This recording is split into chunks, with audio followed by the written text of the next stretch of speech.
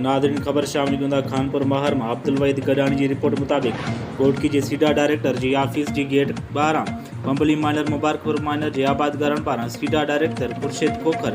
Engineer SDO बिन खिलाफ एहतजाज पानी ना आए छो भला करबला जा ज़ोरदार नारा आबादगारन पारा इंतजामिया का पानी ॾियण जो मुतालबो आबादगार अगवाणनि जिनमें Sindh chamber of agriculture general secretary तालका सालेपट फ़कीर कुर्बान अली मंगरियो मोहम्मद अली महर मोहम्मद साले राजड़ रहमतुल्लाह राजड़ मोटन बलोच मोहम्मद सिद्दीक खासकेली ऐं जिन अली रियाद महर डायरेक्टर नबीदाद महर ऐं अनवर हुसैन महर समेत बिन केतरनि पिण शिरकत कई। मुज़ाहिरीन जो चवणु हो त असांखे टाइम ते पानी नथो ॾिनो वञे ऐं असांजूं ज़मीनूं फसल तबाह थी विया आहिनि। पानी जे न हुजण जे करे जानवर ऐं पखी बि उञ मरंदा। हिननि जो वधीक चवणो त ख़ुदा रा असांखे पानी ॾिनो वञे जेको असांजो बुनियादी हक़ आहे। हिननि बिलावल ज़रदारी आसिफ ज़रदारी वज़ीर आला सिंध सैयद मुराद शाह सरदार मोहम्मद बश खान महर अलीगोर खान महर समेत बिन वस वारनि खे अपील कई त